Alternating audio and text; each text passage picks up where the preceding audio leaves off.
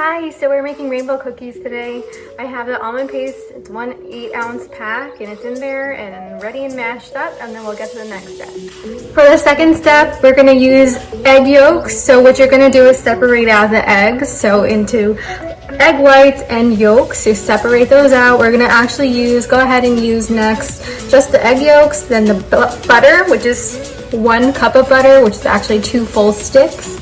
Then we're also gonna do 1 cup of sugar.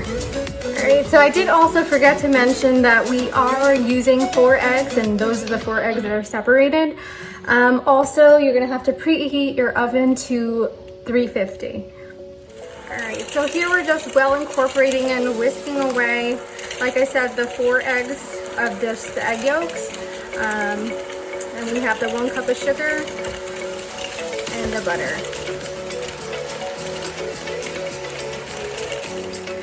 So I didn't feel like taking out my whole huge KitchenAid mixer, so I'm just using a KitchenAid hand-pulled mixer. This is just a whisk tool right now, but it does have the option of the other tools that you can insert. Alright, next step, we're going to be whisking away at the egg whites. I tried to do as best as I could as separating those egg yolks and the egg whites.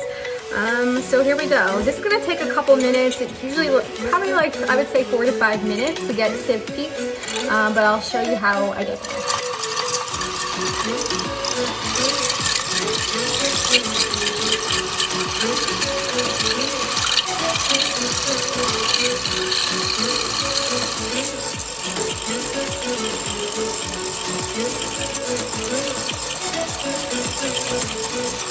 So I got stiff peaks here. You can see this.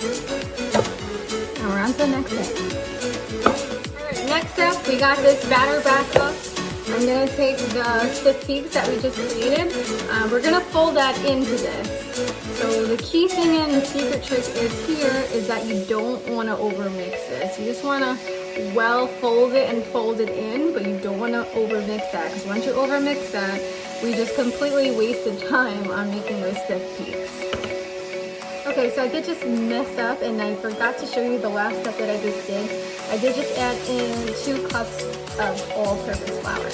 Alright, so I went ahead and equally put into 3 different bowls the batter. Just make sure they're equal. This is going to be the 3 layers. This is what's going to end up being 3 layers.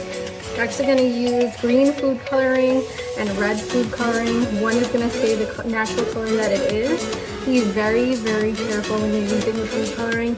It does stain your clothes, your countertops, your pans. So be very careful. People that use self-tanner, you definitely know the vibes. So we're gonna mix and mix and mix. I usually do about 3 drops of the food coloring in each. Depends how dark you want each one. It's up to you. And then you're also gonna line with parchment paper. You're gonna line these little pans. These are probably like, I think these are like 9 by 5 inch pans.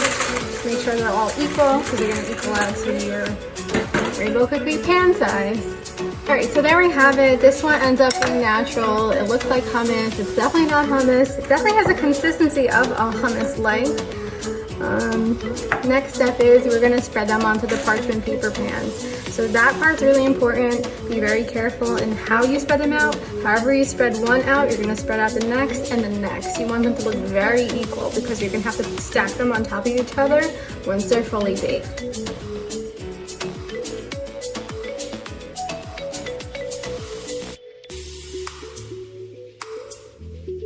Okay, here we have it. 3 layers have been baked. They baked for about 20 minutes each. We're gonna start using the red raspberry jam that I have right here.